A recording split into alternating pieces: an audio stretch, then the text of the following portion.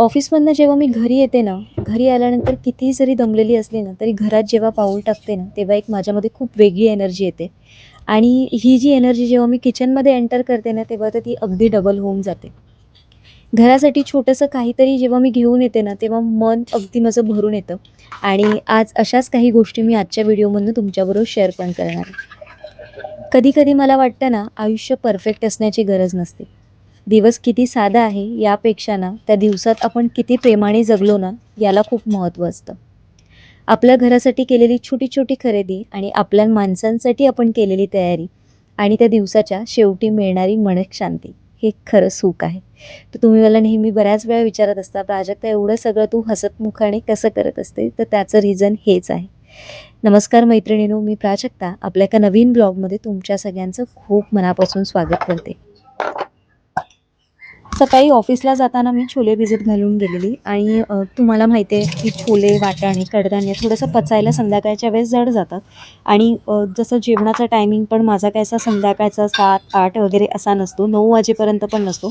कधी-कधी 9:30, 10, 11 पण होतात कधी-कधी जेवताना शूट करायच्या गडबडीमध्ये. त्याच्यामुळे बऱ्याच वेळा मी शक्यतो सकाळचं कडधान्य वगैरे ठेवते. संध्याकाळचं मी कडधान्य जेवणामध्ये बनवत नाही. फार कमी असतं, कधीतरी बऱ्याच वेळा शूट किंवा रेसिपीज असतात बनवायच्या ना, तेव्हा मात्र मी त्या रेसिपीजमधनं तुमच्याबरोबर शेअर करत असते. काही दिवसांपूर्वी तुम्हाला माहिती होतं मी अप्प्यांसाठीचं एक मिक्स डाळींचं सगळं तयार करून ठेवलेलं, प्रीमिक्स करायचं होतं त्याच्यासाठी. तर ते धुवून मला सुकवायचं तसंच राहून गेलेलं. तर म्हटलं की नाही, आज ते पण एक काम करून घेऊ, कारण मग ते किती दिवस झाले मी ठेवलं, 3-4 दिवस झाले ते तसंच आहे. तर सर्वात आधी म्हटलं की हे आपण धुवून घेऊ आणि हे जे पाणी आहे ते मी टाकून देत नाही. जे तांदूळ, डाळी असे जे भरपूर पाणी असं भरपूर निघालेलं आहे ना, तर हे मी आता असंच ठेवणार आणि उद्या सकाळी मग हे झाडांना घालणार. आणि ही टिप तुम्हीच मला शेअर केलेली आहे की असं डाळी किंवा याचं पाणी तू फेकू नकोस, ते तू झाडांना वगैरे वापर, ते खूप छान असतं. तर काही दिवसांपूर्वी मी किचनसाठी शॉपिंग केली आहे, पण ती तुम्हाला मी नंतर शेअर करते. सर्वात आधी हे वाटाणे फ्रीजमध्ये ठेवून घेऊ, कारण याचं मी पाणी चेंज करून मी हे पाण्यातच भिजत घालून मग फ्रीजमध्ये ठेवते, मग ते छान राहतात. आणि 3-4 अरबी, 3 नव्हत्या ॲक्च्युली 5 अरबी होत्या ज्या माझ्याकडे राहिलेल्या. यातल्या थोड्या मी बॉईल करून ऑलरेडी खाल्लेल्या आणि थोड्या अरबी राहिलेल्या. तर म्हटलं आज त्याची छान अशी भाजी करू आणि तुमच्याबरोबर पण शेअर करू. तर सर्वात आधी अरबी आपल्याला उकडून घ्यायची. तर अरबी घेताना नेहमी ना थोडीशी गोलाकार अशी घ्यायची. खूप जास्त अशी पातळ आणि लांब घेऊ नका. जेवढी तुम्ही त्याला गोलाकार घेता येईल तेवढी ती छान. तर आता मी इथे अगारोची ही मल्टीपर्पज केटल वापरते. तुम्ही बोलाल की आजकाल प्रत्येक व्हिडिओमध्ये तुझ्या ही केटल दिसते. पण मी स्वतःला एक चॅलेंज दिलेलं आहे, जसं मी तुम्हाला काही दिवसापूर्वी सांगितलेलं, की मला स्वतःला ही केटल वापरून बघायची रोज, की मी माझा जर मला सकाळचा वेळ वाचवायचा असेल, तर मला ही खरंच युजफुल आहे का? आणि त्यामुळे ना मी ही केटल रोज वापरते, न चुकता सकाळ, संध्याकाळ. आणि बघते की मला याचा किती यूज होतो आणि खरंच मला थोडीफार ही हेल्पफुल होते. बऱ्यापैकी माझा याने वेळ वाचतोय. आता ह्याच्यात मी जी अरबी होती ती खाली पाणी टाकलं आणि स्टीम करायला ठेवलं. एक 10 मिनिटं आपण ही स्टीम करून घेऊ. आपली अरबी छान अशी शिजून पण येईल. तोपर्यंत चहा ठेवून घेणार आहे मी, कारण संध्याकाळ आहे तर चहा ही मॅन्डेटरी आहे आमच्याकडे. आणि चहा होईपर्यंत माझी अरबी पण बॉईल झाली आहे. ती थोडीशी आता काढून घेऊ, थंड करायला ठेवू, मग आपली भाजी पण तयार होईल. तर या पेपरमध्ये ना, पेपरमध्ये म्हणण्यापेक्षा हे पेपर मी एवढे का घेऊन आले, तर तुम्हाला माहिती आहे कोविडपासून जे पेपर बंद झालेत ना, तेव्हापासून आमच्याकडे न्यूजपेपर घरी येणे बंद झालं. तर जिथे-जिथे मला असे न्यूजपेपर मिळतात ना, मी भरपूर न्यूजपेपर गोळा करते, कारण ते घरात यूज होतात आपल्याला बऱ्याच वेळा. हा मी माझ्या बेकिंगसाठी एक ग्लासचा ट्रे घेतलेला आहे. ट्रे किंवा तुम्ही याला असा एक काय म्हणू शकतात, हा एक ट्रेच आहे. बेकिंग ट्रे आहे, ग्लासचा आहे. आणि हा आपण ओव्हन सेफ आहे. हा आपण वापरू शकतो ओव्हनमध्ये वगैरे. तर त्याच्यासाठी म्हणून मग मी हा घेतला. बरेच दिवस झाले मला घ्यायचा विचार चाललेला माझा. पण घेऊ की नको ग्लासचा असा माझा विचार जो होता ना, तो फायनली मी विचार करून मग ही गोष्ट घेतली. आणि मला बऱ्याच वेळा यूज पण होतो, कारण बेकिंगसाठी असे मोठी भांडी मला लागतात बऱ्याच वेळा. पण हे बेकिंगसाठी नाही, माझ्या इतर गोष्टींसाठी पण मला वापरात येईल हा ट्रे, म्हणून मी घेतला. आणि हा घेऊन बरेच दिवस झालेले, पण तो तसाच राहिलेला. म्हटलं आज फायनली चला तुमच्याबरोबर पण शेअर करते आणि माझ्याबरोबर पण म्हणजे यूज पण होईल माझा. कारण आता काही गोष्टी म्हणजे जसं रक्षाबंधन जवळ येते, तर त्या दृष्टीने मला थोड्या-थोड्या गोष्टी आता सुरुवात करायची आहे. त्या तुम्हाला व्हिडिओच्या एंडला कळेल, की एक्झॅक्टली काय गोष्टी माझ्या डोक्यात चालल्या आहेत आणि मी कशा पद्धतीने काय-काय गोष्टी ठरवते. सगळ्याच गोष्टी अशा काही ठरवलेल्या नाही आहेत. पण ज्या काही गोष्टी आहेत, त्या मी सगळ्या तुमच्याबरोबर येणाऱ्या व्लॉगमधनं हळू करून शेअर करेन. तर नॉर्मल ग्लास कंटेनर थोडेसे हाताळताना भीती वाटते. कारण जेव्हा त्याच्यावर साबणचा एक थर येतो ना, तेव्हा ते हातातनं ना अगदी सटकत असतात. तर थोडं सांभाळूनच हे काम करावं लागतं. पण आता मला ती बऱ्यापैकी सवय झाली आहे काचेच्या वस्तू हाताळण्यात म्हणजे कशा पद्धतीने आपण त्या हाताळल्या पाहिजे. क्लीन करताना स्पेसिफिकली आणि जेव्हा त्याला साबणचा एक थर लागतो ना, तेव्हा तर त्या कशा वापरायच्या म्हणजे यूज करायचं, त्याला कसं पकडायचं ना, ते थोडंसं वाटतं. आणि बऱ्याच वेळा माझं असं होतं ना, की कॅमेरा चालू असतो ना, तर माझं अर्ध लक्ष कॅमेराकडे असतं आणि अर्ध लक्ष इकडे असतं. तर माझं असं बऱ्याच वेळा होतं, की बरोबर शूट होतंय की नाही आणि काचेचं भांडं माझ्या हातात आहे की नाही. तर आता अरबीची भाजी करायची आहे. तर याच्यासाठी पहिली ही आपल्याला सोलून घ्यावी लागणार. ॲक्चुअली बॉईल खूप जास्त करू नका. जर तुम्ही कुकरमध्ये करणार असाल तर याला एकच शिटी करून घ्या किंवा वाफेवर शिजवून घ्या. मी थोडीशी ना जास्त शिजवून घेतली आहे. मला ना ती आपली मसाला डोसाची जशी भाजी असते ना, तशी याची भाजी आवडते खायला. मग मी तशीच करणार आहे. म्हणजे अगदी त्याचा कुस्कर करून जशी भाजी करतो ना, तशी भाजी मी करणार आहे.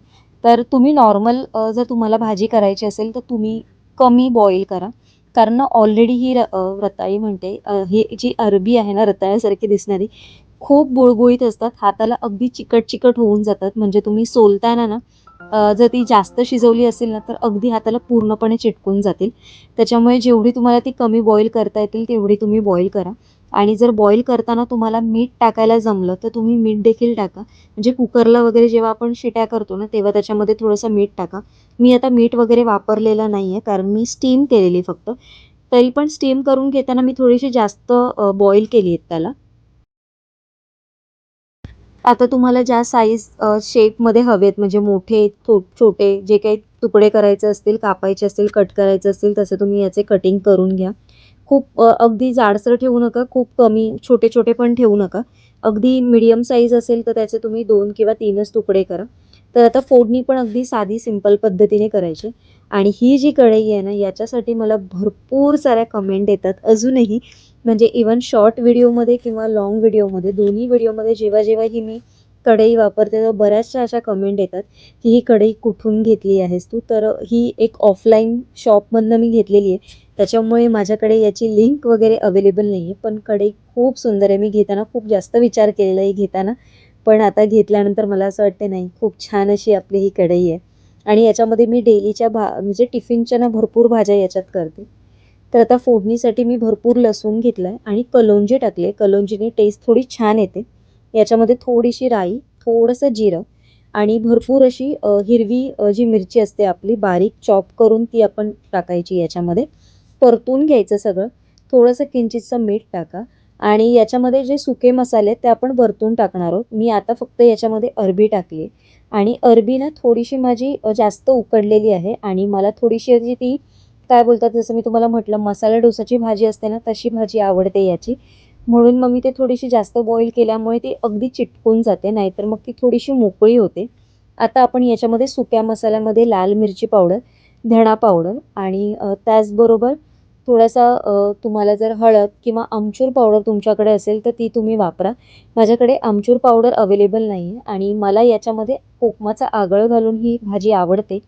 म्हणून मी याच्यामध्ये कोकमाचा आगळ टाकलाय सर्वात शेवटी आणि वरून भरपूर अशी हिरवीगार कोथिंबीर टाकायची. एक वाफ काढा आणि आपली भाजी तयार झालेली आहे. मी बऱ्याच वेळा कधीतरी ही अशी भाजी पण करून ठेवते. याच्या तुम्ही टिक्कीज पण करू शकता किंवा चपातीमध्ये जर तुम्ही याला ग्रीन चटणी लावा चपातीला आणि वरतून ही भाजी टाका आणि रॅप करा आणि खा. खूप मस्त लागतो. म्हणजे आपल्या फ्रँकी जसा प्रकार होतो ना, तशी ही भाजी लागते. वरून तुम्ही चीज टाका किंवा मग शेव टाका. तो कुकर लावला मी आता. भाजी तर तुम्हाला म्हणजे तुमच्याबरोबर शेअर करायची होती मला म्हणून मी लवकर करून घेतली. आणि ही गोष्ट म्हणजे हा एक टेबल रनर मी IKEAमधनं घेतलेला. ज्यावेळेस तो घेतलेला ट्रे घेतलेला त्याच वेळेस घेतलेली, पण जसं नेटचा इश्यू होता त्याच्यामुळे मग मी काही शूट नव्हते केले आणि मग तुमच्याबरोबर सगळं राहूनच गेलेलं. हा पण व्हिडिओ 21 तारखेचा व्हिडिओ आहे. तुमच्यापर्यंत कधी पोहोचणार आहे मला माहिती नाही, पण मी सगळे व्हिडिओ असे लागोपाठ शूट करून ठेवलेले, जरी मला अपलोड करता येत नव्हते व्लॉग्स तरी पण. तर त्याच्यामुळे सगळं राहून गेलेलं.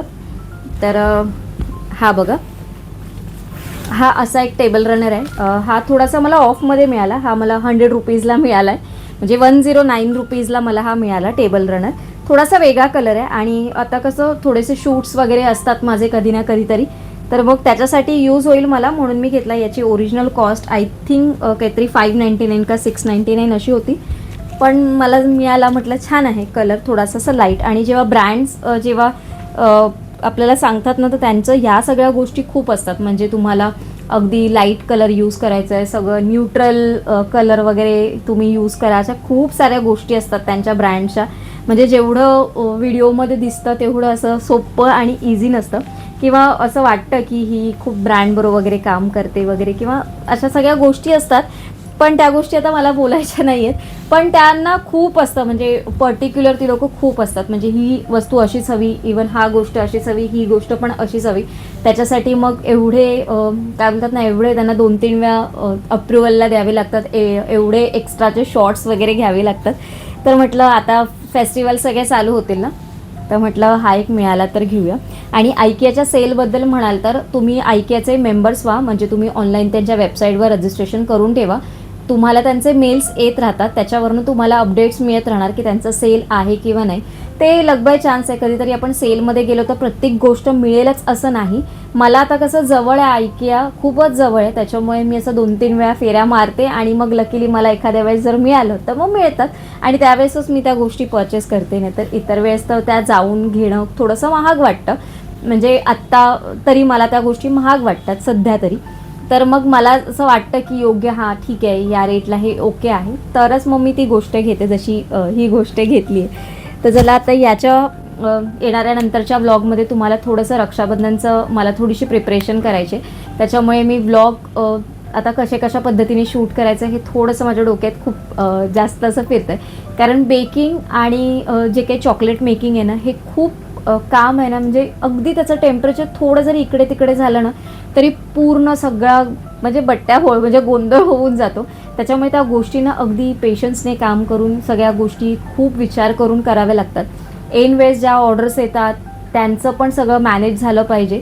तर मी यावर्षी पण विचार करते, गेल्या वर्षी मी घेतल्या नव्हत्या ऑर्डर, त्याच्या आदल्या वर्षी घेतलेल्या रक्षाबंधनला, आणि गेल्या वर्षी दिवाळीत वगैरे घेतलेल्या मग मी ऑर्डर. आता विचार करते की रक्षाबंधनला घेऊ की नको घेऊ की डायरेक्ट दिवाळीचं करू, असं सगळं डोक्यात चाललं आहे. अजून काहीही ठरवलेलं नाही आहे. जर झालं केलंच तर नक्की तुमच्याबरोबर शेअर करेन. जेव्हा जेव्हा मी या सगळ्या गोष्टी शेअर करते तुमच्याकडनं खूप छान प्रतिसाद येतो, आणि आपल्या बऱ्याचशा यूट्यूब फॅमिली मेंबर्स आहेत ज्यांनी सुरुवातीपासून माझ्याकडनं ऑर्डर केल्यात, आणि त्या मध्ये पण माझ्याकडनं बऱ्याचशा गोष्टी ऑर्डर्स म्हणजे करत असतात आणि मी त्यांच्यापर्यंत त्या पोचवत पण असते. तर मला असं वाटतं आजचा व्हिडिओ मी इथेच एंड करते. आजचा व्हिडिओ तुम्हाला थोडा जरी आवडला असेल तर लाईक करा, शेअर करा, चॅनलला सबस्क्राईब केलं नसेल तर सबस्क्राईब करा, कमेंट करा, आणि त्याच्याबरोबर कमेंटचं सेक्शन थोडंसं स्वाईप करा, तिथे हाईपचं बटन येतं ते हाईप पण करा, म्हणजे आपला हा व्हिडिओ जास्तीत जास्त लोकांपर्यंत पोचतो. रक्षाबंधनसाठी तुमच्याकडनं माझ्यासाठी काही आयडियाज असतील तर त्या मला कमेंट सेक्शनमध्ये ऐकायला वाचायला खूप जास्त आवडतील. तर चला उद्या एका छानशा व्लॉगमध्ये भेटते. आजचा व्लॉग इथेच एंड करते. सर्वांना Shri Swami Samarth. Bye bye and take care.